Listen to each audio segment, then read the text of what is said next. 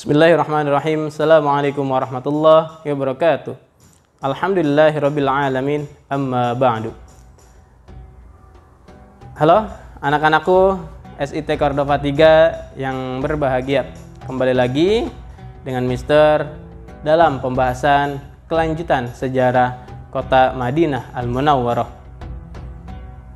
Baik, untuk anak-anakku yang sudah menyaksikan kultum sahur ini dan masih merasa mengantuk, boleh silakan mengambil air wudhu terlebih dahulu atau mencuci mukanya terlebih dahulu supaya tidak terasa ngantuk lagi.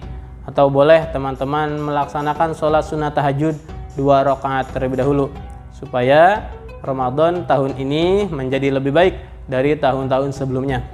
Baiklah teman-teman SIT Cordova 3 yang dirahmati Allah Subhanahu wa Ta'ala.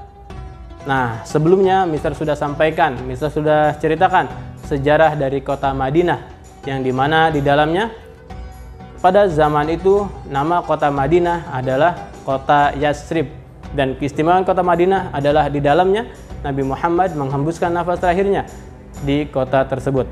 Lalu apa kelanjutan yang akan Mister sampaikan? Baik, Mister akan menyampaikan sejarah atau kelanjutan dari sejarah Madinah, menjelaskan sejarah Masjid Nabawi, pembangunan Masjid Nabawi. Baik, Nabi SAW membangun Masjid Nabawi pada bulan Rabiul Awal di awal hijrah ke Madinah. Pada saat itu panjang masjid adalah 70 hasta dan lebarnya 60 hasta, atau panjangnya 30 meter dan lebar 30 meter. Kala itu Masjid Nabawi sangat sederhana. Kita akan sulit membayangkan keadaannya apabila melihat bangunannya yang megah saat ini. Lantai masjid adalah tanah yang berbatu, atapnya pelepah kurma, dan terdapat 3 pintu, sementara sekarang sangat besar dan begitu megah. Nah, mungkin ada beberapa teman atau anak-anak SIT Cordova 3 yang sudah berkesempatan mengunjungi Masjid Nabawi. Masjid Nabawi di awal pembangunan adalah kiblat menghadap Masjid Al-Aqsa. Sebelah utara masjid adalah kamar Siti Aisyah. Siapakah Siti Aisyah itu, teman-teman? Siti Aisyah adalah istri Nabi Muhammad SAW dan putri dari sahabatnya Nabi Muhammad, yaitu Abu Bakar As-Siddiq. Baik, area yang hendak dibangun Masjid Nabawi saat itu terdapat bangunan yang dimiliki oleh Bani Najjar. Rasulullah SAW berkata kepada Bani Najjar, "Wahai Bani Najjar, berilah harga bangunan kalian ini." Orang-orang Bani Najjar menjawab, "Tidak, demi Allah kami tidak akan meminta harga untuk bangunan ini kecuali hanya kepada Allah." Bani Najjar dengan sukarela mewakafkan bangunan dan tanah mereka untuk pembangunan Masjid Nabawi, dan mereka berharap pahala dari sisi Allah Subhanahu wa Ta'ala atas amalan mereka tersebut. Nah, lalu Anas bin Malik yang meriwayatkan hadis ini menuturkan, saat itu area pembangunan terdapat kuburan orang-orang musyrik, puing-puing bangunan dan pohon kurma. Rasulullah SAW memerintahkan untuk memindahkan mayat di makam tersebut, meratakan puing-puing dan menebang pohon kurma. Pada tahun 7 Hijriah, jumlah umat Islam semakin banyak dan masjid menjadi penuh. Nabi pun mengambil kebijakan memperluas Masjid Nabawi. Beliau tambahkan masing-masing 20 hasta untuk panjang dan lebar masjid. Utsman bin Affan adalah orang yang menanggung biaya pembebasan tanah untuk perluasan masjid saat itu. Nah, peristiwa ini terjadi sepulangnya beliau dari perang Khaibar. Masjid Nabawi adalah masjid yang dibangun dengan landasan ketakwaan. Di antara keutamaan masjid ini adalah dilipat gandakannya pahala salat di dalamnya. Rasulullah SAW bersabda, "Salat di masjidku ini lebih utama dari 1000 kali salat di masjid selainnya, kecuali Masjidil Haram." Hadis riwayat Bukhari dan Muslim. Lalu di masjid tersebut ada mimbar Nabi. Nah, Rasulullah SAW bersabda yang artinya, "Antara rumahku dan mimbarku adalah taman dari taman-taman surga, dan mimbarku di atas telagaku." Hadis riwayat Bukhari dan Muslim. Awalnya Nabi Muhammad berkhutbah di atas potongan pohon. di atas potongan kurma. Kemudian para sahabat membuatkan beliau mimbar sejak saat itu beliau selalu berkhutbah di atas mimbar. Dari Jabir radhiyallahu anhu bahwa dulu Nabi Muhammad sallallahu alaihi wasallam bahwa saat khutbah pada hari Jumat berdiri di atas potongan pohon kurma.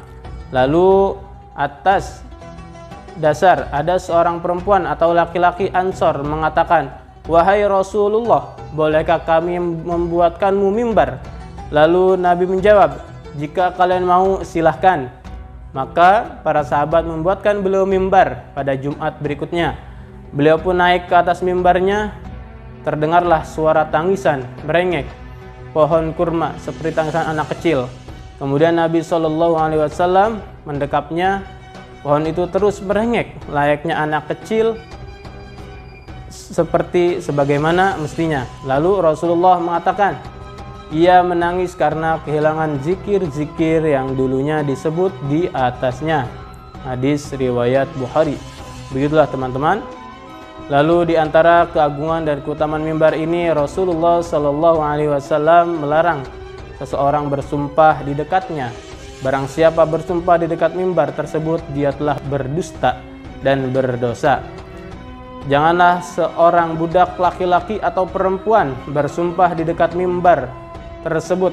Bagi orang yang bersumpah, maka dia berdosa. Hadis riwayat Ibnu Majah, Ahmad, dan Hakim. Nah, itulah dari sejarah Masjid Nabawi. Lalu yang kedua ada Masjid Quba.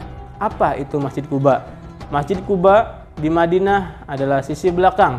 Masjid Quba adalah masjid pertama yang dibangun oleh Rasulullah SAW pada tahun 1 Hijriyah atau 622 Masehi di Quba, sekitar 5 km di sebelah tenggara kota Madinah. Dalam Al-Quran disebutkan bahwa Masjid Quba adalah masjid yang dibangun atas dasar takwa. Ada pada Quran surat At-Taubah ayat 108. Apa keutamaan Masjid Quba ini teman-teman? Nah, Masjid Quba ini menjadi masjid pertama yang dibangun Nabi Muhammad di Madinah. Didirikan pada tanggal 8 Rabiul Awal atau 23 September 622 Masehi. Masjid Quba sekaligus masjid pertama yang dibangun dalam sejarah Islam. Nabi Muhammad pernah mengatakan bahwa sholat di Masjid Quba memiliki keutamaan besar, yaitu bernilai seperti pahala umroh. Itulah teman-teman, 2 poin tentang Masjid Nabawi dan Masjid Quba. Lalu yang selanjutnya itu adalah Gunung Uhud. Gunung Uhud ini adalah sebuah gunung di utara Madinah dengan ketinggian sekitar 1077 meter. Gunung ini adalah lokasi pertempuran kedua antara Rasulullah SAW bersama para sahabat radhiyallahu anhum dan pasukan kafir Quraisy Mekah. Pertempuran Uhud terjadi pada tahun kedua Hijriyah. Kaum muslimin yang berjumlah 700 pasukan dari Madinah yang dipimpin oleh Nabi Muhammad tempat di barat laut Jazirah Arab dengan kaum kafir yang berjumlah 3.000 pasukan yang dipimpin oleh Abu Sufyan. Dalam perang Uhud ini kaum muslimin mengalami kekalahan dan pasukan kafir Quraisy memenangkan pertempuran ini. Gunung Uhud terbentuk dari batu granit warna merah memanjang dari tenggara ke barat. Nah, Gunung Uhud ini terbentuk dari batu granit warna merah memanjang dari tenggara ke barat laut dengan panjang 7 km dan lebar hampir 3 km. Gunung ini adalah gunung terbesar dan tertinggi di Madinah. Di kaki gunung bagian selatan terdapat pemakaman para syuhada. Salah satunya adalah Hamzah bin Abdul Muthalib, paman dan saudara sepersusuan Nabi Muhammad sallallahu alaihi wasallam. Begitulah teman-teman kelanjutan dari sejarah Madinah Al-Munawwarah, bahwa di dalamnya ada 3 situs penting yang tidak boleh dilupakan. Maka oleh karena itu teman-teman harus mengingatnya. Barangkali ketika teman-teman bisa berkunjung ke kota Madinah, teman-teman bisa menjumpai atau mendatangi kota-kota tersebut, atau bisa melaksanakan ibadah-ibadah di Masjid Nabawi, di Masjid Quba, atau bisa melihat langsung yang bernama Gunung Uhud. Itulah sepenggal kisah sejarah lanjutan kota Madinah Al-Munawwarah yang bisa Mister sampaikan, yang bisa Mister ulaskan. Adapun ketika ada hal-hal yang salah atau hal-hal yang kurang tepat, mohon dimaafkan. Karena setiap kesalahan yang Mister sampaikan datangnya dari Mister sendiri, dan adapun kebenaran-kebenaran yang datangnya dari Allah Subhanahu wa taala. Mari teman-teman silahkan dilanjutkan sahurnya, dinikmati sahurnya, jangan lupa berdoa, jangan lupa bersyukur kepada Allah Subhanahu wa taala. Segala apapun yang dihidangkan, pesan Mister selalu disyukuri. Pesan Mister selalu disyukuri. Dan selalu berterima kasihlah kepada ayah dan bunda teman-teman, terkhususnya kepada bunda teman-teman semuanya yang sudah menyiapkan dari tengah malam untuk teman-teman bisa menyantap sahur dengan nikmat, dengan tenang, tanpa merasa kelaparan di esok harinya. Akhirul kalam, al-afwu minkum, wassalamualaikum warahmatullahi wabarakatuh.